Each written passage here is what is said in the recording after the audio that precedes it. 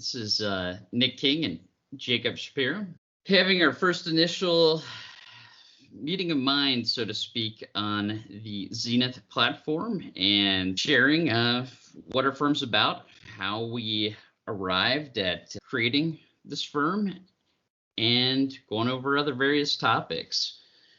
I will let the founder and CEO himself, Mr. Jacob Shapiro, take it away initially here. Thanks, Nick. It's definitely something exciting to start this podcast with you. I got to thank you while we're on here.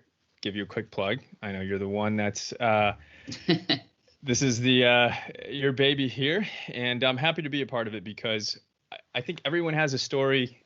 I think most people want to hear your story, and part of this episode today is going to be to share that story a little bit with everyone, and I'll share a little bit about myself, but it's about the firm. It's about why Nick is here too, and us expanding where we're at right now and having 5 offices in 5 different places, different states that is, and that's really what we want to share today. Why advisors came, why clients are going to come and continue to come. Ultimately, what our mission is to our clientele. So thanks, Nick. I'm happy. Absolutely. I'm excited to share that with everyone. Definitely. And, prior to us being on mic here, we were talking about the journey, right? The journey of what's really led us in our careers, somewhat similar backgrounds in different areas to arrive at this point. And that's what I'm really excited to talk about today. So initially from my end, in reaching out to you and talking with you, just wanted a platform that had, pragmatic solutions for clients that were not so narrow in scope, weren't boilerplate, in a platform that really will allow clients that I've worked with for the past 15 years or so really thrive on. And being able as a planner to incorporate some of the ideas onto this platform as well, especially from the other planners as well too, their inputs, because it's who we have on this team are some of the best of the business. I'm really excited going forward for some of the things that we have in store. Yeah, with that said, that's what brought me here in terms of my journey, and really, really excited in terms of what lies ahead with this firm. We're excited to have you. And, whether this speaks to advisors listening, to clients, one thing that Nick said that really is at the core of our culture, corporate culture, that is, and corporate, man, I don't know about you, Nick, but that word to me sometimes, most of the time, doesn't resonate all that well. The camaraderie, the team, our spirit, I think it really comes down to collaboration. And, no right or wrong, it's just different. The places I came from, working with big discount brokerage firms, Nick as well, at some point in time, things get too big and people are not listened to. And there's no collaboration. It's only amongst a small group of people. And that is at the very core and spirit and root of what we wanted to do that was unique in comparison to other RIAs. Not just because we're growing, but I say this to Nick and the team a lot is, we're just in the business of being better, getting better, and continuously striving to improve how we serve our clients. And that does not always mean getting more clients. It doesn't. It means improving the way that we engage with our folks, being at the forefront of understanding how technology, fintech's always changing, and making necessary changes to better serve our clients, sharpening our skills from a planning standpoint, whether that means getting accreditation, continuing education, going to summit, all that stuff. We just want to get better. And people that advisors that we're trying to attract and they're starting to gravitate towards us really look at those things as what type of culture, what is that? If you really open up the chest of Zenith, what does that look like behind the scenes? And it's really those two things. Is Yeah. how do we serve those clients every day to get better, and how do we collaborate and listen to one another, and ultimately find the best possible solution decision we can make that's really collaborative with everyone on the team. Yeah, absolutely. And, I view this industry in terms of those that work in it. I mean, after a certain amount of years, there's a filter where you could see those that really have a passion for this, and those that maybe are in it for the wrong reasons or aren't passionate about it. But the ones that have kind of crossed the line and have been in the seat and enjoy doing what they do every day, that comes across in terms of who we brought on board here so far. And difference in terms of working with clients on the client side is huge in terms of the client experience, because you're absolutely right. There's a certain dogmatic approach when you have just way overextended amounts of clients, and you're saying you're doing planning, but really going to be thorough, because you're on the hook, right when you put that phone call down or a client walks out with, the next 5 or 6 clients that day. So I think it really speaks to just how much high touch we'll be putting into this with our clients, really coming up with creative solutions for array of financial questions, problems, goals that are out there. The financial world is getting more and more cloudy every day, more nebulous, so to speak, and it's always been challenging and fun to me as an advisor to learn the dynamic things that are going on within the market. Creativity. You said creativity, and people think of wealth management and finance. It's kind of cut dry, but man, we can be creative. Our offering to our clientele is to do that. And I know we're going to talk about that a little bit more here in our episode today, but I couldn't agree more. I think creativity, even in our profession, is really not a thing. And most wealth managers out there, most investment advisors, whatever advisor planning role you have, creativity, and whether it be direct solutions for clients, how to better serve those clients. We don't like to sit still here. That's for sure, right? We definitely like to make sure that we're learning. We're continuously learning. We're getting better, and it starts and ends with creativity, I think. So it's a great point you bring up. Yeah, and I think the other important thing too is really being able to talk with clients on all ends of the acumen spectrum, so to speak. So I think everybody we brought on here, including yourself, does a great job in terms of communication that somebody on the other end will understand, and not necessarily throwing out very esoteric terminology, things like that. It's a good segue into just how the process of working with us starts. So I'll kind of throw that back your way, and let's talk about that a little bit. Yeah. So the process itself, going back to my early days in this profession and working for institutions like Schwab and Fidelity, it really made me understand the role that I fit in. And I've noticed there is no right one singular way to approach this profession. There definitely is a wrong way, that's for sure, but there's many right choices. And as I continued in my own path, when I was probably 5 or 6 years into this profession, I really got to understand in what perspective, in my eyes, in my opinion, and obviously other RIAs in the country would agree, of how to best serve our clients. And best is a very important word, because you can serve clients, and I personally have friends that still work at some institutions that do an excellent job. Going back to the spirit, we're always trying to truly do our best. We may not get there, but that's really the mission here, and our passion is to how do we really get the most out of ourselves to then give to our clients. And this word fiduciary gets thrown out so much that it's important to kind of touch on, Nick, and our process. And to make a long story short, we really strive at the beginning, in the middle, and in the end to make sure that our clients know that we want to be their advisors first and not their money managers, because that's a very distinct difference. And someone just managing your account, making returns. And truth is, there's a lot of people that can do that. There's a lot of technology nowadays that can do that.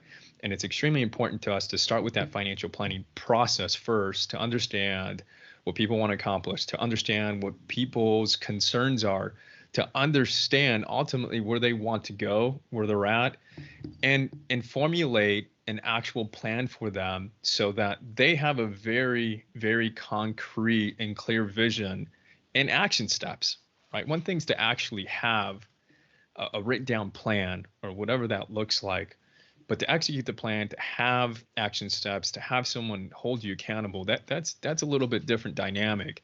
And of course, some of these specific things in growing your wealth ultimately, whether that includes retirement planning or saving for a home, providing for your kids' education, there's a lot of planning, there's a lot of execution involved. It's definitely a marathon.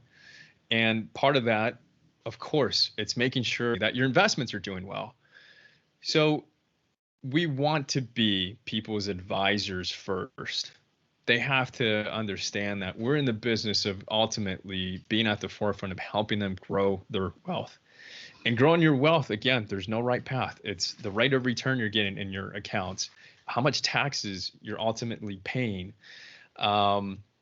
There's various things that go into growing your wealth, and it's just different for everyone. So we really strive to be that focal point of contact where we can listen to ultimately what you're trying to do and present solutions.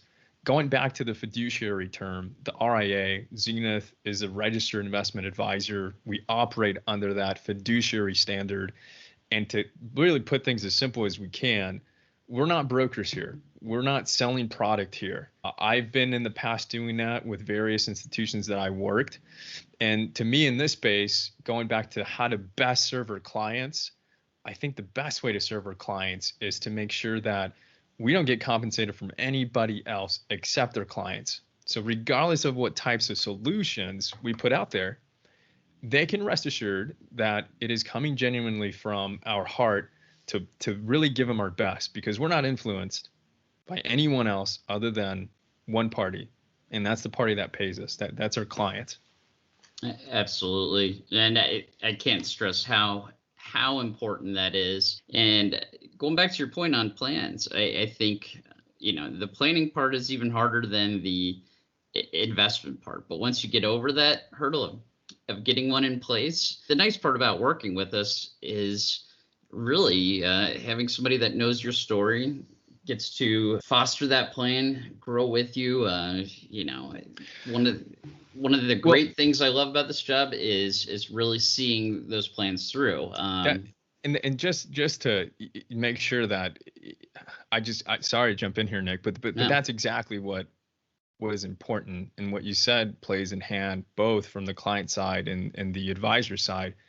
It's difficult to start a plan on both ends. The clients, it takes time, it takes commitment, and on our side too, it takes time, it takes commitment. The easy thing to do is to simply say, hey, I want X amount of return in my IRA. And most advisors will go after and say, yeah, okay, we're going to go to work for you. We're going to manage your money.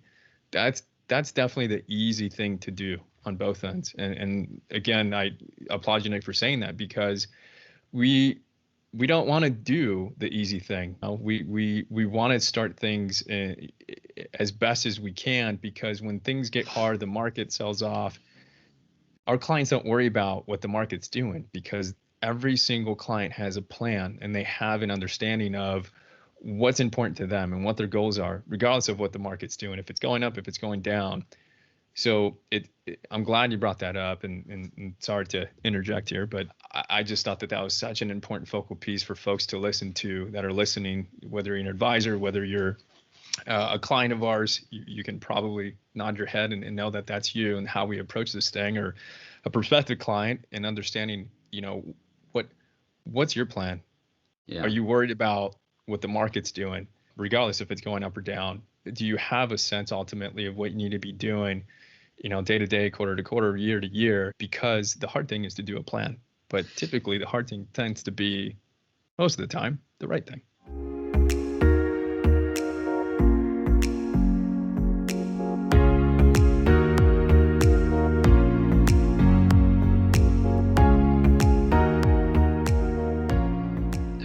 Absolutely, and it's process, not prophecy. I've been fielding way too many calls or texts from some of my friends in terms of, hey, what's this market gonna do? We have some very bright minds. Black swan events. There's so many variables. COVID. That really, when you have a process, you stick to your lanes and you make the adjustments on that plan versus the prognostication, the prophetic ways some of these internet stars in the short term. So I do feel it's an obligation for me to educate clients in terms of just making sure that their benchmark essentially is their life. Your benchmark isn't necessarily the S&P 500, the NASDAQ, it's your life. And that is, what kind of income do you need? What kind of expenses are out there? That's what we benchmark for. That's what we're going to help you out with. That's how we're going to deliver solutions. So, and to the end client, and this isn't coming from just between our ears, but actual conversations we've had with our clients, is the peace of mind that one has when, and the example, which is the perfect example, when the markets sell off and people freak out, right, or take drastic actions, or hopefully not, but sell their portfolios, put everything into cash, because they have that sense of security of knowing what their portfolios need to do, how much risk they can take, understanding what their rate of return needs to be specific to them and their goals. Again, markets are going to go up and down. No one, even the great Warren Buffett, doesn't know. No one has a crystal ball, and that's okay. We don't need a crystal ball. All we need to do is sit down, discuss, what high level things you want to do, get granular, put together steps, identify recommendations, build a relationship so we keep things accountable for you, and continue just to make progress. And that's really the one thing I missed earlier, is we're in the business of lifetime relationships. Our clients, because we don't work on a transactional basis, we're upfront with everyone that comes to our door, and we want to make sure that we're a great fit for you. And that really at the forefront is making sure that that we're going to be here really for a lifetime, because to build a financial plan to get to retirement, that's not the finishing line, right? Retirement is just the beginning. It's just another chapter in your life. So who better, to guide you through this entire journey than someone who's trusted, who's been there with you from start to finish and beyond that. Lifetime relationships is really, really big on, how we go about finding the right type of clients that, fit what we're trying to do. Yeah, absolutely. And I would say another thing some clients have is, they might have an accountant, a lawyer. As a Zenith financial planner, you could plug us in terms of your overall team of fiduciaries looking out for all those aspects, and we can connect into both segments as well too. So that goes to estate planning, that goes to taxes in terms of looking over a tax return, seeing where there might be inefficiencies. So it goes far and deep. That's where we're just going back to the plan and reevaluating what maybe was missed the first go around, which always is never going to be the best because it's the first time doing it. But every time you revisit it, it's going to get that much more polished, and we can understand specifically how maybe we could add a adjusted extra tax return to your portfolio. Totally. So I think that's very important as well too.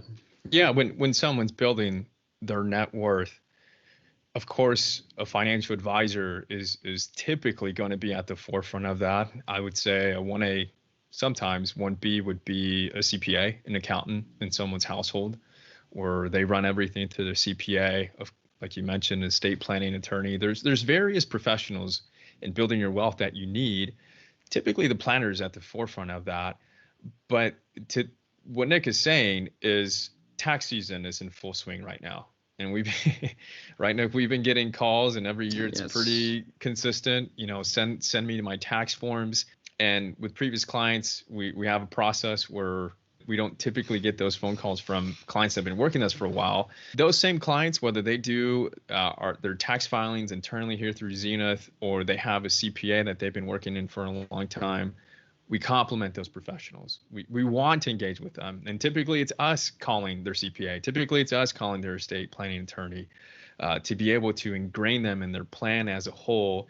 Because the more people you have working for you, especially these professionals, ultimately, likely your wealth is going to grow that much further, that much faster, exponentially. And I would even say in a good segment of our business, we assist people with their 401ks, a very 401k specific solution that luckily we, through the partnership of Charles Schwab, where we custody our clients' portfolios, we complement their existing advisors. Some clients already have a primary advisor. And because we're able to offer different, unique, creative solutions through various channels of their accounts, specifically at times their 401k, we even complement what we'll call them primary advisors are doing. So it's a very unique thing that we take pride on, as Nick mentioned, is, ultimately, however way we fit into growing someone's net worth, growing their wealth, we want to know, we want to help, we want to take time away from people to spend time with their families, right? Do the things that they want to do. And it's important to identify our role and how we want to do that. And last thing to touch on is, those roles I've seen over time, our role changes. And that goes in hand with our culture. We're Nick and I always talk about upgrade, evolve, upgrade, evolve. We always want to, again, have that mentality of trying to become better just a little bit at a time. And relationships evolve. So it's a great point, Nick, that you bring up, and how to best keep front in mind how we complement, our clients in the overall wealth management scheme of things with their various professionals. It looks very different across the board from every household. Absolutely. So from what I'm hearing you say is really just take a lot of stress off the table, because it's been a stressful past year. Let's be honest. And the economy is it's very different than, it's always going to be shifting, but really having somebody on the other side that you trust working hand in hand with you, especially when things get really tough. It could be an inheritance and you have all this paperwork being thrown at you, new tax laws. I can't speak to the value enough, how important it is to make sure you have that advocate there for you, somebody trustworthy as well. And that's what really has to be fired up every day to do this job and to be with this company, because it allows me to do that. And so it's a win-win for all, just kind of wrapping up and tying this whole journey together of how we got here, how the firm's here, and what clients can expect. So, Jacob, I'm certainly just thrilled for what's come down the pipe here. The love is reciprocal, Nick. It's exciting to find people that see eye to eye. And it's funny, right? And you read this, you hear this, maybe from mentors, but until you actually start to do this, you have like that eye-opening moment. You're like, wow. But the saying something along the lines of, once you start to remove yourself from the equation more and more and more, and become more and more selfless, more and more positive things start to happen. And the way we approach our business with our clients is we put the clients first, and it's easy to say that, but how we do it, if you're curious, obviously contact one of us and we can go into more in depth as to how. But going back to operating under fiduciary, complementing overall wealth and your wealth management team, there's so many various things that you can really plug in there. But the mentality that we have here collectively as a team to really build these lifetime relationships with their clients, and lifetime relationships, think about that term. Think about friends that maybe you grew up with in elementary school, middle school, high school. How many of those people you still keep in touch with in college throughout? It's hard. It's a hard thing to really maintain. And I think if anything, any takeaway, at least on my end, of really who we are, what we do, how we do it, it's really that. It's really hard to maintain a lifetime relationship. And then you mix in money, how emotional that is. That's a challenging thing to do. And it's a challenge that truly I wake up and it excites me to be able to put my energy and my passion into play, and finding people like Nick and others that are starting to find us from a professional standpoint that share that same vision, that I think we found more or less a niche, if you will, with advisors right now. I would say a lot of the positions currently that are open that you and I were exposed to don't give you that freedom as the advisor. That is, they don't give you that freedom to be able to put your energy and that passion in that way.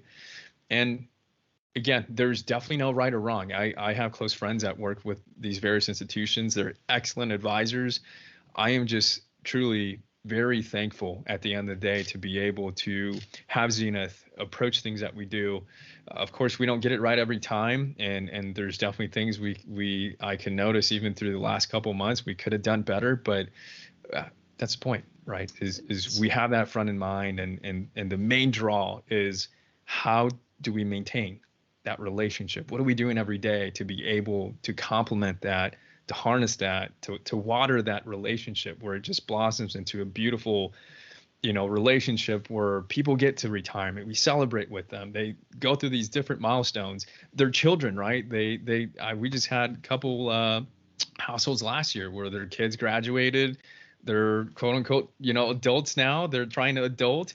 And, they first call they make is us is, hey, help my son, my daughter understand what a Roth is, right? And we're going through that. So it's such a generational thing. It's such a powerful thing. It's such a meaningful thing to me personally that fulfills such a big gap into just how am I making a difference truly. And of course we get paid for this stuff, yes, but at the end of the day, I think it's just such a special thing to be a part of someone's life when you're dealing with a lifetime relationship, especially when it comes to money. And when I say money, I think about security all the time. Money is security to me, and lifestyle, happiness, flexibility, freedom.